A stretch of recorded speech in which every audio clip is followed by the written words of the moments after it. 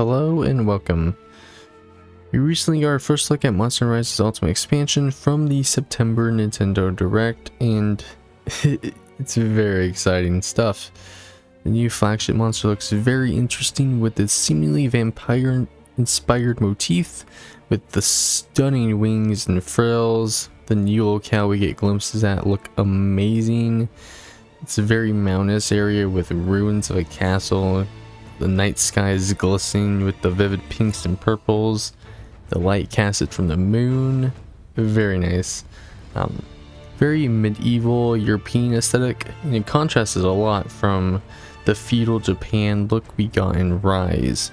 You can already see that within the flagship monster with its black body and ruby colored wings. Additionally, the monster, mainly in the chest region, looks plated almost like a knight. You compare this to some of the more varied and colorful yokai inspired monsters of Rise. Sunbreak is definitely taking a more gothic approach with the series, and I fully welcome it. In this video, I wanted to make some predictions for Monster Hunter Sunbreak, specifically returning monsters and those that I feel have a really good chance of returning in the Ultimate Expansion, or thematically fit Sunbreak's European medieval theming. Of course, this is just my opinion, a lot of this could be wrong, but let me know in the comment section what monsters you think are most likely to return in Sunbreak. Starting us off at number 1, we have Gore Magala. Yeah, I mean, it's pretty obvious. Gore Magala is easily one of the most likely monsters to reappear in Sunbreak, and he's a fan favorite and is for sure one of the most heavily requested monsters to make a return, alongside Valstrax, who did get a return, and I don't think they're going to disappoint on that front. Gore Magala's design fits perfectly with what we've already seen so far from Sunbreak, with the castle ruins appeared in the purple sky and the vampiric flagship.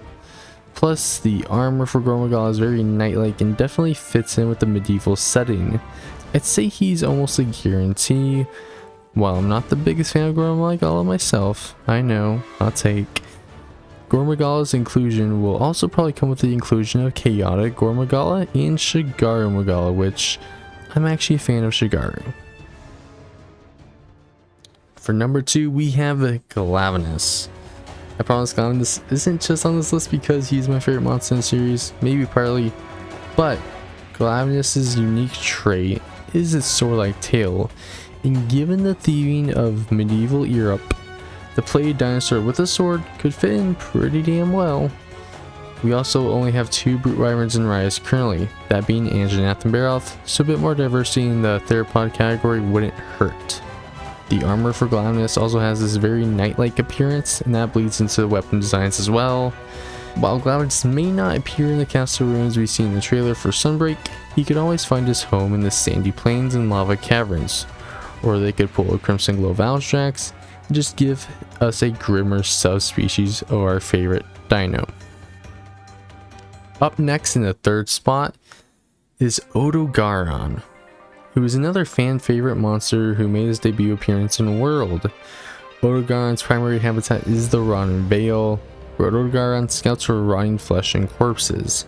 The castle ruins we see in Sunbreak's trailer certainly aren't the closest to the Rotten Vale in terms of visual styles or lore, but a ruined castle certainly could reek of a long lost history, including corpses and death, which would attract an Odogaron to the area. The castle ruins would also help enable Odogaron's agility, with Odogaron being able to race along areas of the ruins and use it to its advantage to hunt prey. Additionally, Odogaron's armor also would fit in with both Rise's feudal Japan aesthetic and the grim gothic approach Sunbreak is going for. Next up, number 4, we have Zamtrios.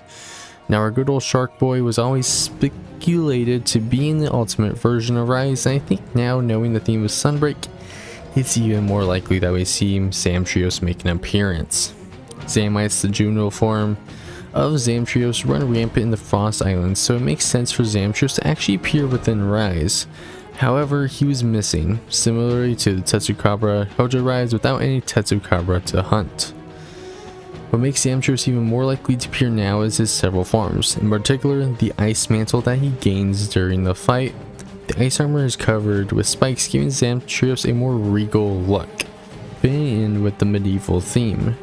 Not only just that, but Zamtrio's armor features a knight-like aesthetic, and that's going to be a recurring theme with a lot of my selections. Those that may not fit in with Sunbreak's theming at first glance, but have aspects that are inspired by European medieval themes. For number 5, Nerscylla. Nerscylla is a bit more of an obvious choice for Rise's expansion and could buddy up with Rise's new Nothran, Ratnakadaki. Nerscylla doesn't need too much explaining as to how it could fit in with Sunbreak. Being an arachnid, it's very easy to picture roaming the castle ruins, but Nerscylla indirect abilities can be quite disturbing as well. When prey is caught in the web of Nerscylla, she will sting them to sleep and hang them from the web to consume. Nerscylla prey typically consists of Gypsyros, and Nerscylla rip the skin off the body of Gypsyros to wear as a cloak, which is what gives Nerscylla her purple coloring and toxic crystals that form on her back. Lastly, Nerscylla tends to live in darker environments such as the Sunken Hollow or marshlands, and the castle ruins we see in Sunbreak's trailer would fit her well.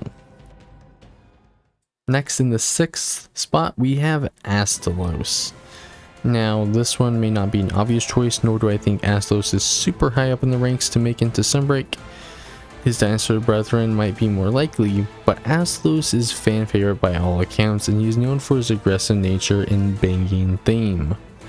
What makes me consider Astalos as a potential candidate for Sunbreak though is his design, specifically the plating that runs throughout his body, and his crested head that gives him a striking and sharp look that is regal in its own right. Astalos are known to inhabit more mountainous regions such as the Ancestral Steppe and verdant hills, but also marshlands, which are extremely dense with fog, so he could make an appearance in the castle ruins. Is it likely though? Astalos could make an appearance in the castle ruins, but I say the shrine ruins fit Astalos a bit better. He could even may appear in the flooded forest. Maybe. Easily the most obscure monster on this list. In our number 7 slot, we have Najarala. And Najarala, I think, is easily the most exotic choice on this list, but he's the only large monster that is a snake wyvern currently, and while Sunbreak could introduce a new one, we have to work with what we got. One could argue that Najarala's color scheme doesn't fit in all with Sunbreak in the castle ruins, and that's fair. However, Najarala does share habitats similar to Astalos and Nerscylla, such as the verdant hills, marshlands, primal forests, and the Everwoods, which of course share similarities with the castle ruins we see in Sunbreak's trailer. A snake-like monster such as the heavily plated Najarala could make use of the castle corridors to his potential advantage, and they could totally design Najarala's fight to work in a way that occurs in and out of the walls of the ruins. Number 8, we have Valhazak. A very obvious choice to include with the Sunbreak expansion is Valhazak, who, similar to Odegaard, resides within the Ron Vale, however, could also venture to the castle ruins for similar reasons as I mentioned Odo would, such as rotting corpses. Since Valhazak's most notable feature is its life-sapping miasma, effluvium, it only makes sense for the monster to appear in Sunbreak, a longer new flagship vampire dragon that sucks the blood out of other monsters. Going even further along with the theming of Sunbreak, Valhazak's armor is very gothic in style with some knight-like aspects and draping cloths. Second to last, number 9, Lagiacruz. Lagiacruz is another monster that has been heavily requested ever since its fake out appearance with the demonstration for Monster Hunter World. And since Rise brought back Leviathans, I would say it's time for Lagiacruz to return. There is merit for Lagiacruz's return though, outside of just being a popular monster.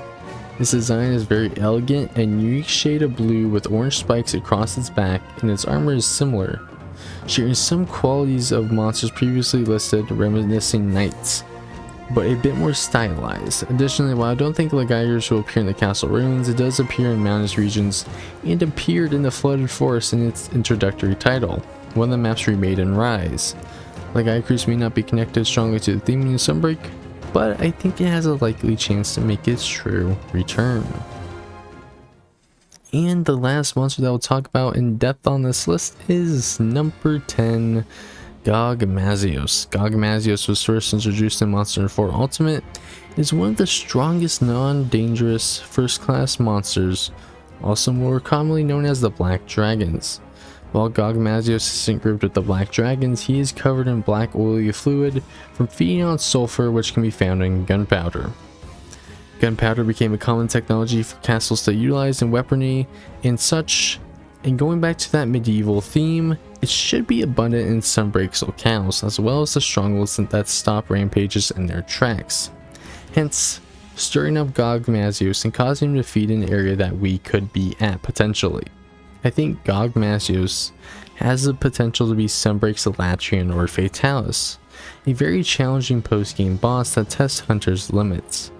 Gogmazios is very large, so incorporating some elements of rampages would make sense, and it would also make the Wirebug more useful than it already is, blending some of Rise's most noble features into an epic, memorable fight as an endgame boss should.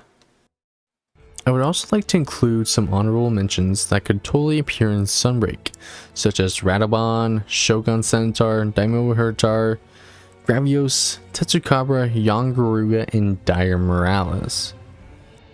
Thank you for watching this video. Let me know what monsters you think are likely to return, or just ones of your favorites that you would like to see make a comeback.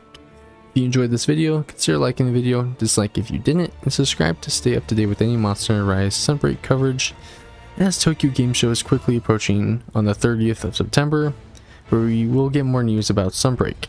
Thanks for watching, and take care. Have a good one.